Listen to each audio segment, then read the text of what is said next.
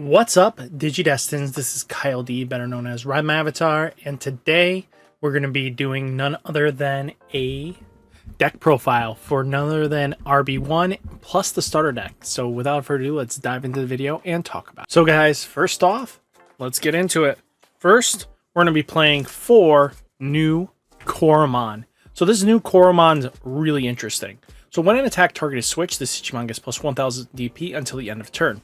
So the fact that we have analog mans and blocker inheritables means that our Mugen's going to love this card. So the extra DP is great. You could definitely play Doraemon or Pagumon. Any of those 2 cards will really do well with Mugen.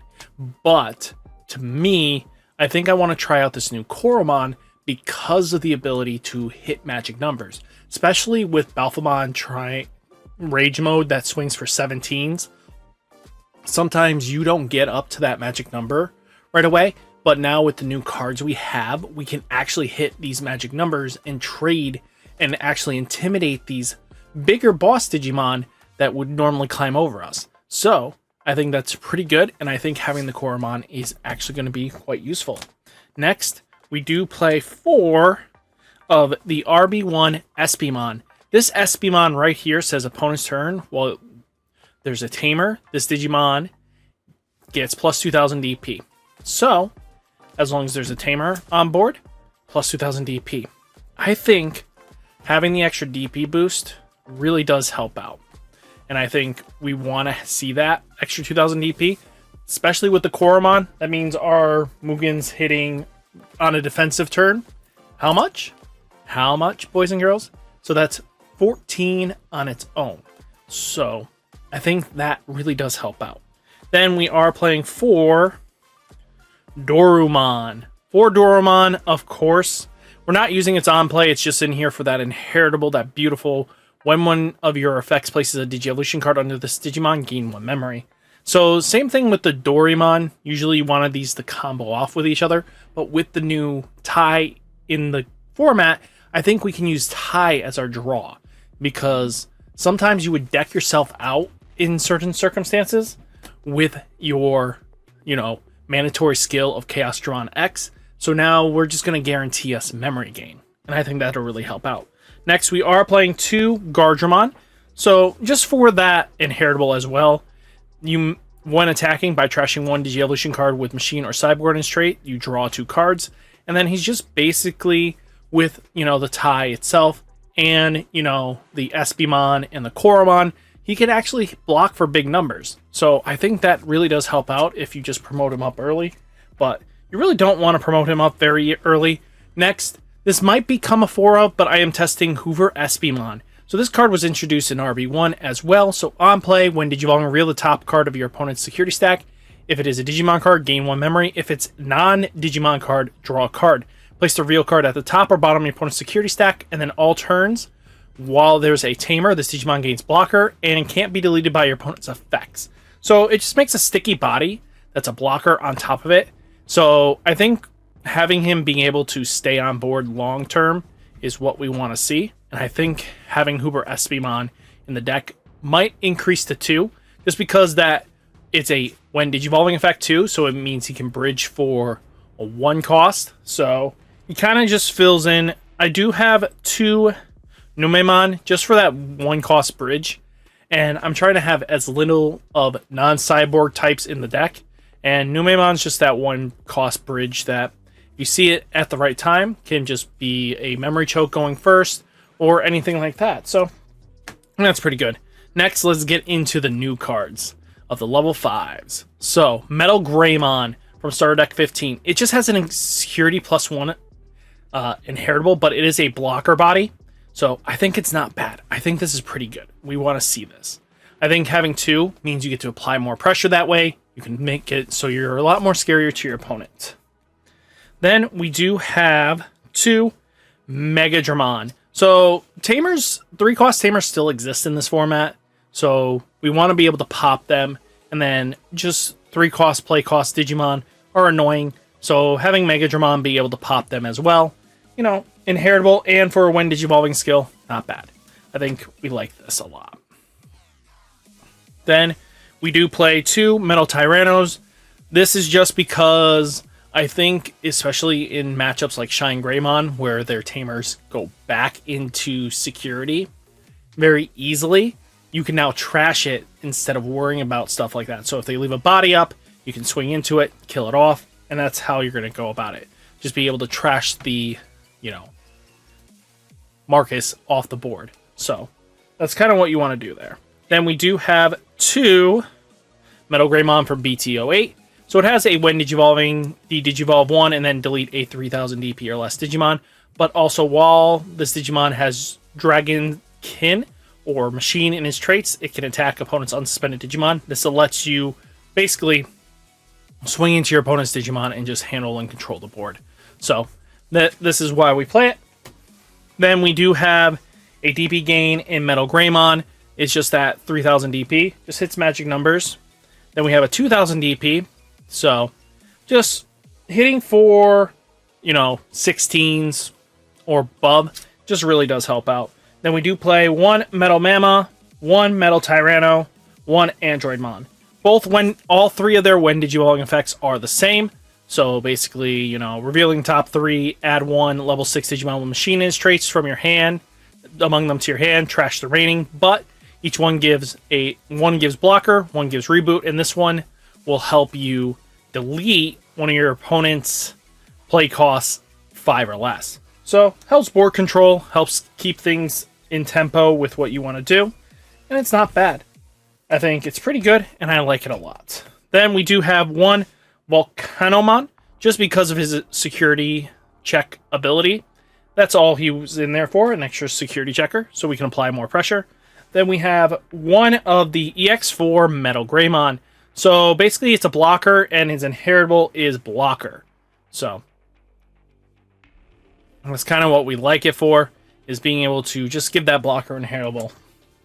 Then we do have a new card in the form of Androidmon from the starter deck. So starter deck 15.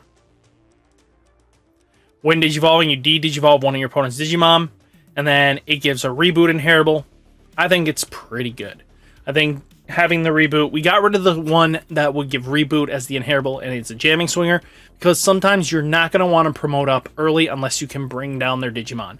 So he being able to interact with the board a little bit more and make a threat smaller is really good, especially around once we start getting closer to aces. This can now guarantee you promote up. Oh, wow, you have a champion ready for me? Well, let's go into Androidmon, de-Digivolve it. Now you don't have to worry about the ace activating. Now it's a rookie, and then you'll take care of it from there. Then we have 1 of the Piercing Metal Greymon. Can delete one of your opponent's Digimon 4000 DP or less, but it also gains the inheritable Piercing for Dragon Kid and Machines. So this is just way you're going to be able to apply pressure that way as well. Then we do play 3 Mugen. This is a optional choice. You could go just 2 Mugens of the EX1 variety, but just because of its on play, you may place up to 5 red or black Cyborg level 5 Digimon with different numbers from your trash to your bottom of this Digievolution or from your hand. So you gain 1 memory for each place, up to 5 max, so you'll be able to do 5. But all turns, this Digimon's DP cannot be reduced, and then when this Digimon would be deleted by trashing 2 level 5 Digimon in his Digievolutions, prevent it from being deleted. So I think that's really solid. I think because this is really a local choice, what you're expecting. If you expect heavy Shine Greymon or heavy, DP minusing threats, this is the way you go. You make it so that they can't really answer you quite nicely. So I think playing this at 3, especially if your locals is heavy Shine Greymon, this is just how you're going to deal with the threats. Then we do have Chaosdramon at 4. So this helps you de-Digivolve your opponent's threats, because on play when Digivolving, you may place up to 3 red or black level 5 cards with Cyborg and traits with different numbers from your hand or trash under this Digievolution. You Digivolve one of your opponent's Digimon for each card placed by this effect. In all turns, when this Digimon would be deleted or returned to your hand or deck, you may trash up to 2 level 5 in this Digievolution cards to prevent it leaving play. So being able to prevent it from being deleted and bounce or return to deck is just another contingency plan. This helps against the Mirage matchup, stuff like that. It's just a really solid card. Then we do have 2 Chaosdramon X-antibody. So this thing gains all your inheritables, all your Digimon's effects of your level 6 Digimon. So this makes it so you're a Machine Dramon or Chaosdramon. This thing basically has the protections and the effects. So very important to know what effects you use. But, start a main phase, place 1 card with Cyborg or Machine in his traits at the bottom of Digievolution. So this is constantly happening. It never skips. But all turns when this Digimon would be deleted, trash the top card of your opponent's security stack. So you basically keep him on board. Your opponent really has to answer him in a timely fashion. If they don't remove the protection skills, he's just a threat on his own. Then we do have 1 Machine Dramon. So when Digivolving on play, reveal the top 5 cards of your deck and add 1 Analog Man among them to your hand, and add 1 Cyborg or Machine to your hand, or put it underneath the Digievolution card, trash the rest. So he helps fuel the graveyard, but on deletion by placing 1 Analog Man in play to the bottom of its owner's deck, you then may play 1 Machine Dramon from your hand without paying its cost. So, not bad. I think that's pretty solid, being able to get your EX1 out. This is where you kind of make the call. Do you play 2 of this and 2 of the other one? Just because it's really just a local meta pick. I feel he's not as valued if you're heavy into Shine and stuff like that just can easily answer out him. And you just don't want to be on him if that's not the right call. Then we do have 2 new cards here. We have 2 Tai Kamiya. This is your new mem setter. It's 4 black. So start a main phase. If you're at 2 or fewer, set yourself to 3. But all turns when an attack target is switched. By suspending this tamer, draw a card, and one of your Digimon gets plus 2000 DP until the end of turn. So this helps get Mugen big numbers. And I think just 2 of it's really solid. I think it's worth testing at 2.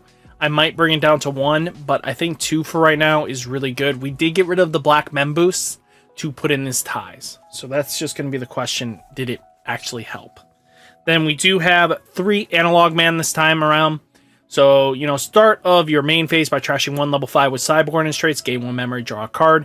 And then opponent's turn, when an opponent's Digimon attacks a player by suspending this tamer, switch the attack target of one of your level 6 Digimon with machines. So they basically, when they attack you, you can switch it right to yourself. And that's really scary, especially if we hit these big numbers. Most Digimon can't climb over very easily. With the combination of Tai giving us boost, Analog Man, it just gets really scary pretty quickly. And then finally, 3 Attack of the Heavy Mobile Machines. Basically, by trashing 1 Cyborg or Machine in your traits, all your level 6 Digimon for the turn gain Rush and gets on play Blitz. And then basically, if it's checked in security, you trash a Cyborg or a Machine. And by trashing that card, it deletes one of your opponent's Digimon whose play cost is equal or less than that card trashed. So you can easily delete 13s with this deck as your max threshold, and that's just about it. So all in all, the deck has a lot of potential, and let's just lay it out. And now let's just take a look and let's see what goodies it looks like at a full glance here. There you go. So guys, hopefully you enjoyed the deck profile. And guys, what are you going to play Mugen like? Hopefully starter deck really helps you out, and RB-01 does as well. But guys, stay safe, stay healthy, and I'll catch you next one. Peace!